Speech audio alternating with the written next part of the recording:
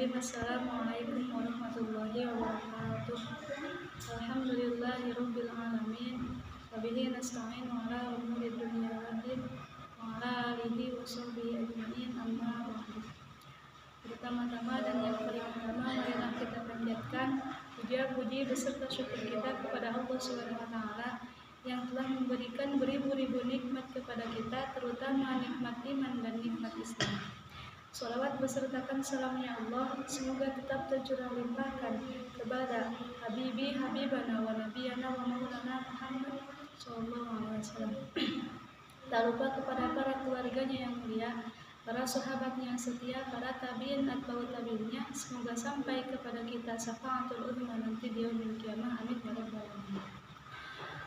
Baik teman-teman sekalian, alhamdulillah pada kesempatan ini kita dapat berkumpul bermuajah di haflah yang insyaallah barokah ini. Insyaallah pada kesempatan ini saya akan menyampaikan sedikit mengenai metode tajwid dalam hukum mad tabi'i. Baik, untuk mengefisienkan waktu, kita mulai pembahasan pada pertemuan pertama kali ini dengan tema pengertian atau definisi mad tabi'i.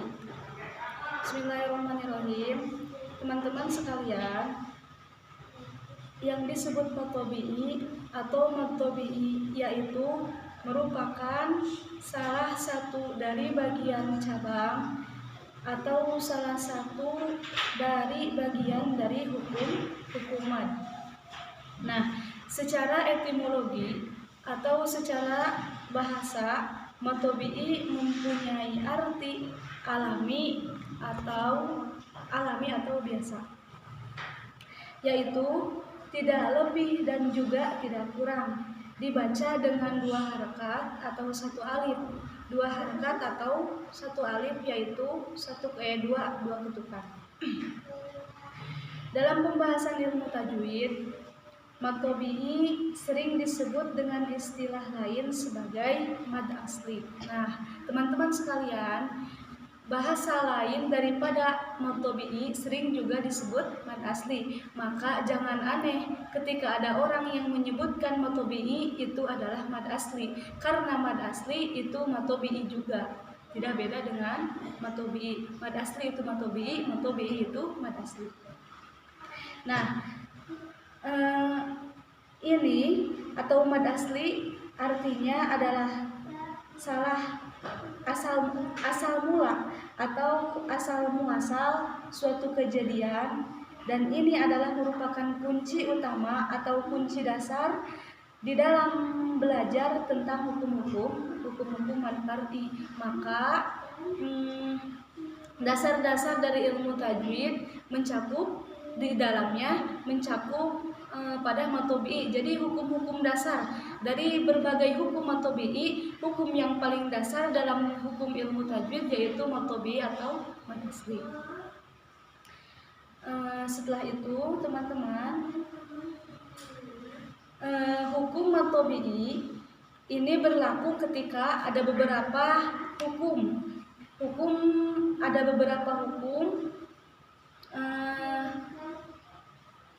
yang berlaku. Hukum yang berlaku ini diantaranya hukum yang berlaku Baik teman-teman, marilah kita lanjutkan kepada materi selanjutnya, yaitu hukum mad tabi'i berlaku ketika pertama, huruf hijaiyah dengan berharokat fathah bertemu dengan huruf hijaiyah alif. Nah, yang kedua, hukum mad tabi'i berlaku ketika huruf hijaiyah yang berharokat kasroh bertemu dengan huruf hijaiyah ya. Dan yang ketiga, mad tabi'i atau hukum mad tabi'i berlaku ketika huruf hijaiyah yang berharokat dhammah bertemu dengan huruf hijaiyah waw. Maka menjadi kesimpulan bahwa alif pasangannya dengan sukun marilah kita lanjutkan dan saya akan memberikan contoh hukum matobi'i yang terdapat dalam surat An-Naba. Maka dari itu saya akan menjelaskan dan memberikan contohnya di papan tulis. Nah, dalam surat An-Naba ayat 13 di situ ada lafaz waja'alna sirajan wahaja. Sirajan. Nah, sirajan. Di sini ada hukum matobi'i. Hukum matobi'inya diantaranya ada huruf alif. Huruf alif sebelumnya berharokat fathah. Maka apabila teman-teman bertemu dengan huruf alif dan sebelumnya berharokat fathah, maka kalian jangan sungkan menyebutkan bahwa ini adalah hukum matobi'i. Tapi sebelumnya kalian harus mengetahui dulu huruf matobi'i ada berapa? 3, diantaranya alif, wawu, dan iya.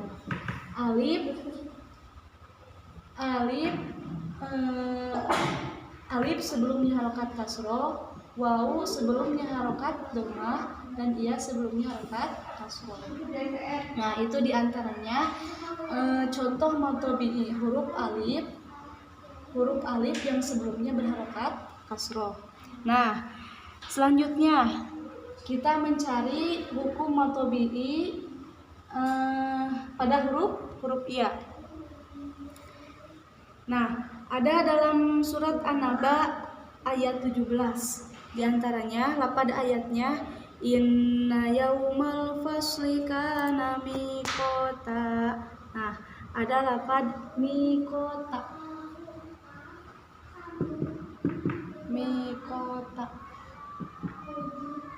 Kenapa di sini dikatakan hukum matobi'i? Karena tadi salah satu huruf matobi'i adalah huruf iya, dan huruf iya-nya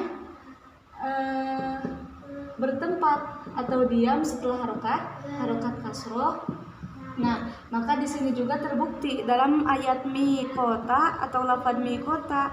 Di sini terbukti ada huruf iya mati sebelumnya berharokat kasroh. Maka teman-teman jangan sungkan menyebutkan ini hukumnya matobi'i. Dan hukum membacanya adalah dua harokat atau dua ketukan.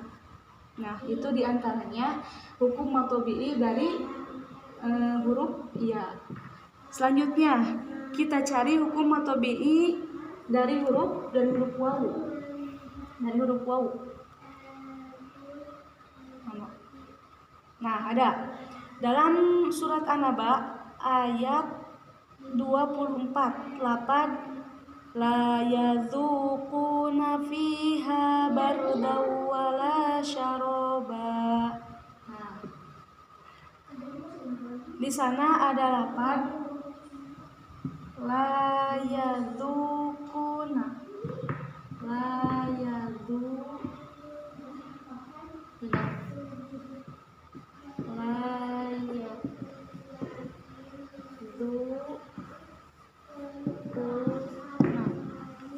Di sini ada lafaz la yadukuna. Ada salah satu huruf matobi'i yaitu wawu yang berharokat kasroh dan sebelumnya berharokat wawu sukun sebelumnya berharokat dhammah.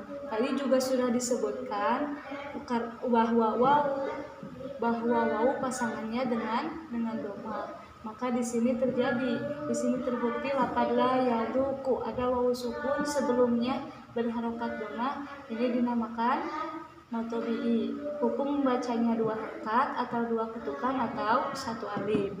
Itu diantaranya. Maka sudah terbukti ya. Ini huruf matobi'i atau hukum matobi'i dengan huruf alif. Ini hukum matobi'i dengan huruf ya, dan ini hukum matobi'i dengan huruf wawu. Alif pasangannya dengan fathah atau alif dikatakan mad tabi'i apabila huruf alif bertempat atau diam setelah harokat fathah. Wawu sukun dikatakan mad tabi'i apabila bertempat atau diam setelah harokat dhammah, dan iya dikatakan mad tabi'i atau iya sukun dikatakan mad tabi'i apabila bertempat atau diam setelah harokat kasroh. Nah, itu diantaranya hukum-hukum atau penerapan hukum mad tabi'i, sebagian hukum mad tabi'i dalam surat An-Naba. Sebenarnya masih banyak hukum mad tabi'i yang terdapat dalam surat An-Naba, tapi itu diantaranya contoh-contoh yang mencakup pada mad tabi'i. Nah, setelah itu teman-teman,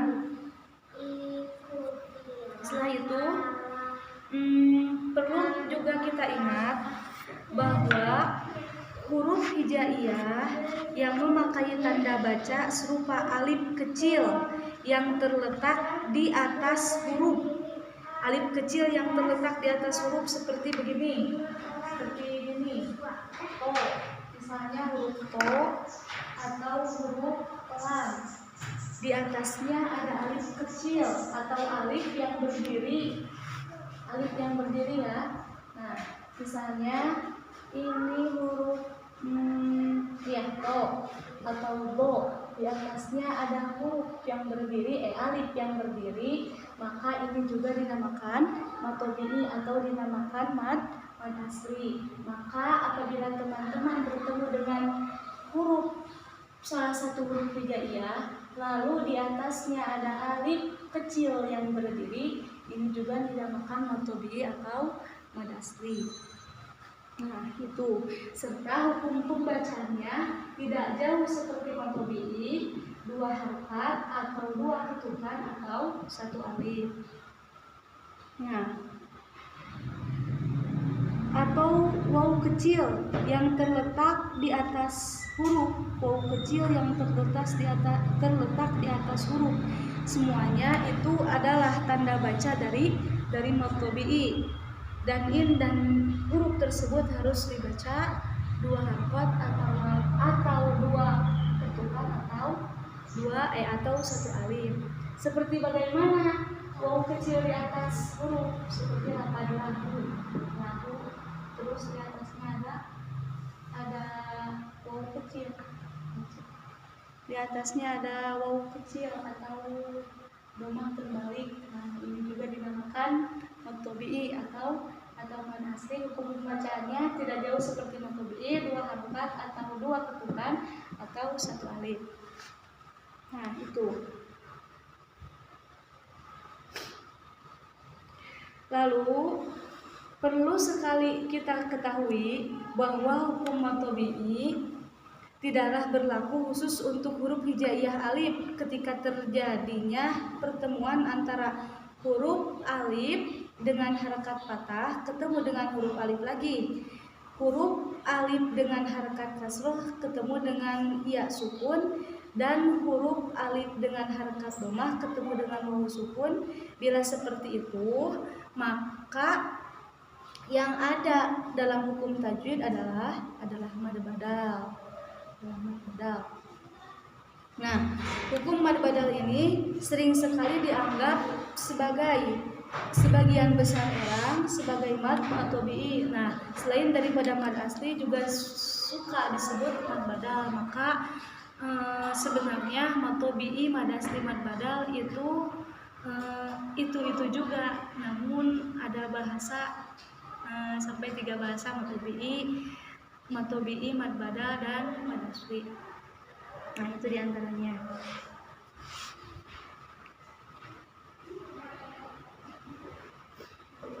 Mungkin itu teman-teman contoh-contoh dalam penerapan hukum mad tabi'i khususnya dalam surat An-Naba. Tapi masih banyak di dalam surat-surat yang lain, karena tadi disebutkan hukum tajwid dari segala hukum yang menjadi dasar adalah hukum mad tabi'i. Karena mad tabi'i tadi mad atau panjang. Nah, mad tabi'i dan mad asli, mad badal itu cabangnya daripada mad far'i. Nah, itu diantaranya contoh-contoh penerapan hukum mad tabi'i. Teman, untuk hari ini kita cukupkan sekian dalam membahas materi atau teori penerapan dan contoh-contoh hukum mad tabi'i khususnya dalam surat An-Naba. Untuk metode penerapan pembacaannya dan metode pembacaan dan penerapannya akan kita lakukan dalam pertemuan di esok hari. Nah, untuk kesempatan kali ini cukup sekian yang dapat saya sampaikan. Semoga dapat bermanfaat khususnya untuk diri saya sendiri, umumnya untuk kalian semua. Assalamualaikum warahmatullahi wabarakatuh. Sampai jumpa besok.